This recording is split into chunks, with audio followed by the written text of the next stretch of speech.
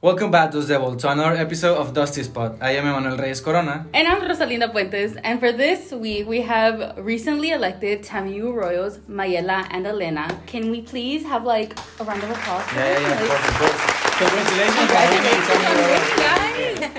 So how do you feel about that? We're super excited to start this new adventure. We're hoping to bring in new initiatives. I know Mayela is super creative when it comes to bringing in new things to campus. So we're glad to start off a new adventure, something new for both of us. That's great. Congratulations. So we're going to start with the first question. Rosalinda, you want to start? Okay, so what is a TAMU Royal? For those that don't know, what is it and what do you guys do? Before this year, I wasn't very knowledgeable of what a TAMU Royal was. So I think I was on the path, along with most of the students here at TAMU, on finding out what a TAMU Royal was, what were their duties. And it's more about representing the university, the students here on campus. We're not separate from the student population. We're a part of it, and we represent from the students that are not involved, that are no organizations, to the students that have like 5 officer positions. So just putting ourselves in students' positions and giving them a space to grow. And yeah. To add on to what she's saying, for the most part, I told Elena it's kind of what we make it be, right? Other than, yes, going to community service and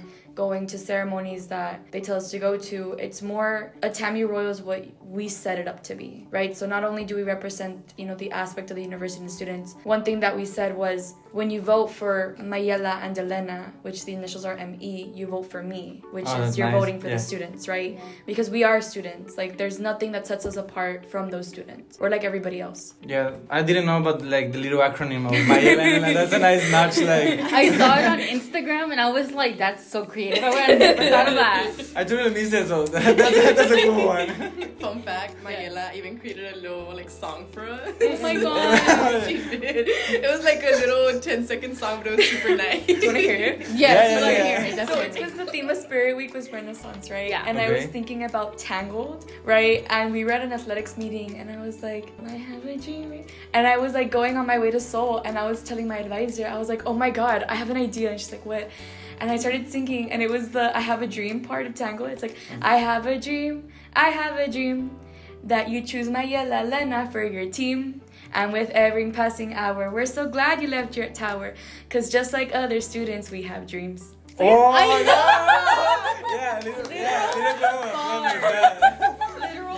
I love that so much. That's super catchy. Yeah. Damn, you're very creative, like both of you. Like that's really nice. So and like following of what you're saying, like TAMU Royals can be whatever you decide to be and everything.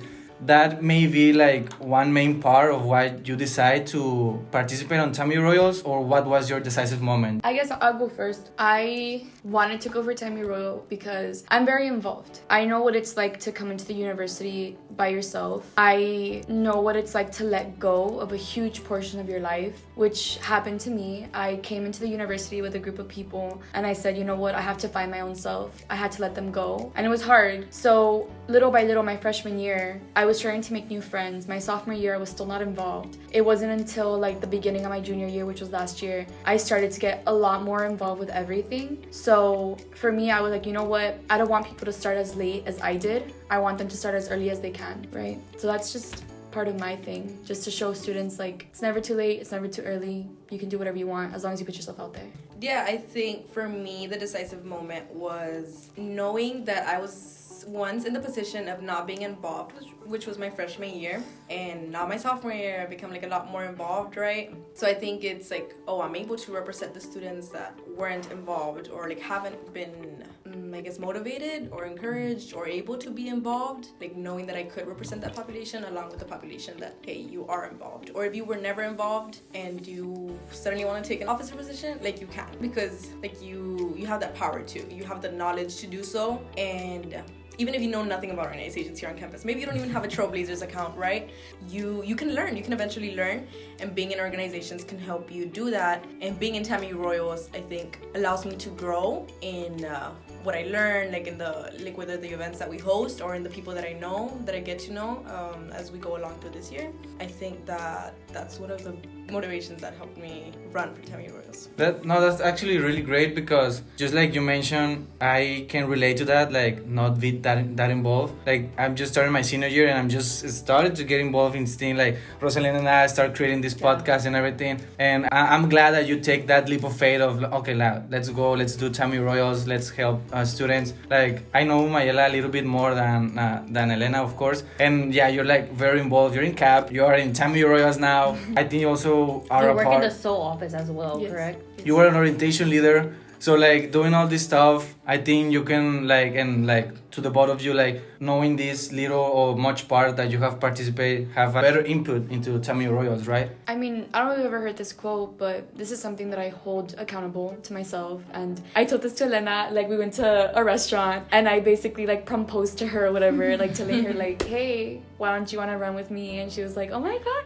Nah, it's just like, okay. But no, we cried. We did in the middle of the restaurant. But anyways, No, love that. they were like closed. We were there They past 30 minutes. we were there past 30 minutes. They had already closed, but they just let us be there. But besides the fact, there's this quote that goes, if not you, then who? Right? So it's like, for example, the podcast. If it wasn't for you all, who would have done that? You know, if it wasn't for me, Elena, and then our running mates, Alicia, Huerta, and Marilyn, if it wasn't for us individuals, then who would have gone for it? You know what I mean? Out of 8,000 students on this campus, we took that leap of faith. And that's what we want to show these students, and that's what we're trying to hopefully get done next semester instead of waiting last minute. I like the thing that you mentioned of last minute call, because I realized that the nominees for Tammy Royals were announced on a Monday, and then the voting closes on Friday, and then the winner were announced the next day on Saturday. So the students only had a 5-day window to actually get to know the nominees, to vote and have the final decision on it. So I wanted to ask you, like, why Tammy Royals had that short window period in this week? Like only in a week everything had to happen. Why was that? So on my end, working from the Office of Student Orientation, Leadership and Engagement, we handle the Tammy Royals, right? Just recently, like literally right after I got crowned, or we got crowned, I mentioned this issue up, and my advisor, her name's Consuelo Guzman, we both disagree with this window area, right? We had come up with something in January, but since it was such a late notice to even bring up this idea, we couldn't move on forward with it. But I'm taking advantage of working at Seoul, and I'm taking advantage of having this crown, and working closely with my advisor to come up with a new plan to where we have tabling events during Maroon Madness, during Halloween Fest, during all these things,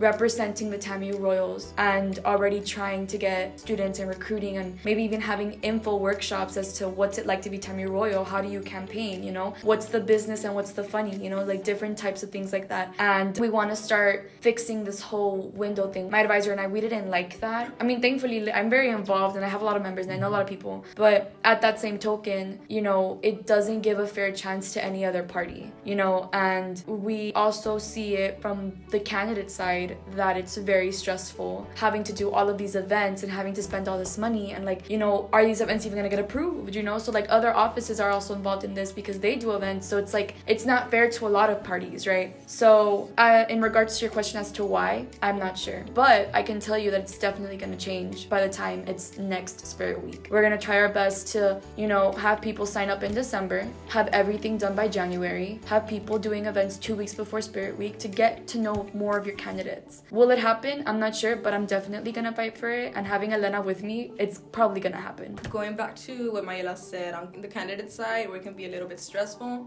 Mayela and I, we both have really busy schedules, like besides class, work, the events that we have, the meetings that we have to go to, we can barely fit in like extra events, last minute events for Tammy Royals within 1 week. So it would definitely be super, super helpful for candidates to plan these events like a month in advance, where they have their schedule ready for class, they have their meetings ready for their organizations. So definitely having like a larger time span for voting and for campaigning would be better for the candidates, and also for the people who are like getting to know the candidates. Yeah, I mean, in all honesty, we only had one event that whole semester. Yeah. I mean, that whole week. One event. Yeah. Yeah, we only had one event, which was the pie, the candidates, and it was on a Monday. It kind of made us like, oh, dude, like, should we skip class? And obviously we couldn't, like, academics come first, right? That's what we're here for at the end of the day. So that stressed us out really much too. Like, what are we gonna do? We're just gonna do one event. So we had to do what was best office and literally just campaign in our classes, or I campaigned in my class. I don't know about you, but I know for a fact Elena would go around and just give people our business cards. Like, we just went around trying our best because, I mean, with such a short notice, I'm gonna let you on a little thing. We had to go to a very last minute meeting on the Friday before, which was told to us like the night before or the morning of? The night before. The night before, we were told that we had a meeting. She was at work. I was at work. Like, if we didn't go, we would have probably gotten kicked out. So they had to open a Zoom link for us. And how is that fair? No, it's not. Especially because how you said, like, we're here to study. We're here, like, we're students. So the fact that you have to, like, last minute put that into your schedule, it's not fair to you guys. Yeah, also the other candidates were going to be at that event. And we wanted, well, at least I wanted it because I didn't know them as well, compared to Mayela. But I wanted to go and meet the other candidates and get to know them a little bit better. But that last minute, like, already, like, draws a little barrier between both of the sides that are running for TAMU Royals. And I think planning in advance, planning meetings like that instead of having last minute, like, allows us to connect a little bit more. We were so lucky to have such, like, great candidates on the other side because they invited us to their events. Like, we let them know, like, hey, we're only having one event. Like that really sucks because, like, our schedules just don't fit. Like, it's only 1 week. And they were super nice. They were super welcoming. Like, they allowed us to. They were like, oh, like, just stop by the events that we have. Like, whenever you have chance, like, let's say you have 10 minutes, just stop by. That's nice. Yeah, that is super nice. And I hadn't heard of that before, like, when it comes to other TAMU Royals candidates. Yeah, so if we were able to have that within 1 week, like, that connection with the other candidates, imagine what would happen, like, in a larger time span. Yeah, so exactly, like, to have a better logistics for next year's and, like, going on will be, it's a two-way better for the candidates and the students, because also the students, because like you said, you have to plan, like, last minute events, and if you are stressful planning, then the student, like, if, I don't know, he or she goes to, like, the calendar events and on a Sunday it doesn't appear anything, but then suddenly on Monday, like, 3 events, is also like the student has less opportunities to go to those events because they just, like, appear out of nowhere. So yeah, like, definitely I hope your work on that progresses and actually make a change on that, because yeah, it is unfair for the students and obviously more for the candidates, like, to have a short window. Yeah, no, and it's stressful. I mean, like, me myself, I work, I go to school, I do this, and just those 3 things, like, I'm not that involved on campus besides this podcast, but just those 3 things, like, stresses me out a lot of the time. So I can imagine, like, having that plus extracurriculars and then plus doing things last minute, like, it messes with your mental health after a while. Yeah, it does, and that's really important. Like, your mental health is very important. And I want to say, like, I honestly couldn't have asked for a better partner. Elena checks up on me, like, almost every week. No, actually every week. And she, like, even though I'm 2 years older than her, she reminds me, like, hey, you're a student, like, don't stress yourself out, whatever. TAMU Royals is a commitment. It's not just, oh yeah, you win a crown and that's it. It's not high school. It's more, okay, now what are you gonna do? And everyone looks at you and it's like, well, what are you gonna do? You know, you miss an event, but why did you miss it? You know, so it's like a huge commitment. I know for a fact I had to quit some orgs so that I can make room for TAMU Royals, because like I said, we want to take advantage of this. We want to change it. We want it to not just be, oh yeah, you won, yay, right? No, it's we won and now we're gonna do something with it so that the next TAMU Royals, they do even better than we did. They have better ideas than we do. They do more community service. They raise more awareness. They get more recruitment. So that's what we want to set that standard. We want to set that baseline now so that in future years it just becomes a bigger deal. That's great. I love that. Yeah. Well, I mean, honestly, I was speechless by that. And congratulations to you both, like, managing all that and being able to keep up with your homeworks, like, with the classes, your works and everything. It's just not many people do. So feel proud of yourself, like, if you are able to doing all this. You guys are doing amazing work. Thank you so much. Yeah, congratulations. Thank you so much for being here in the Dusty Spot. And one final quick question. What did you feel when you were announced winners? Like, in 3 words, how you will describe that moment of winning? Oh, I couldn't use 3 words. 2 minutes. But if I'm being honest, I went back to look at the video when we were crowned. And while I was watching the video and listening to what the announcer was saying, I don't remember none of the words that she was saying before she said our names. Like, before she said our names, I have no idea what she had said. Like, I was just standing there, like, very, very nervous. We planned before we went on stage. We were saying, what if we don't win? What do we do? Or, like, what if we win? What do we do? Like, we were nervous before we even got on stage. So definitely nerve-wracking would be one of them. Never-wracking. Yeah. Okay. Yeah. I was just really proud. If anything, I'm really proud of Elena. Like, I know we both got crowned, but I look at her like, I don't know, but I'm just like, I was proud. I felt like a proud mom, if that makes any sense. I was really, really happy. I was also kind of like relieved. I don't know if you felt like that, but I felt like that. I was super relieved. I was like, thank God this is over. Like, I wanted to get this over with. Like, the basketball game had me intense, but this thing had me even more tense. My family was there. Our boyfriends were there. Like, our friends were there. So I was like, I was going crazy. Sure. Yeah, no, yeah, totally relatable and understandable. I would also be very nervous. But okay, well, thank you very much, Mayela and Elena, for your time. We really appreciate it. Thank you, Dos Devils, for listening to this episode podcast. And see you next time. Bye-bye. Bye. Bye. Bye.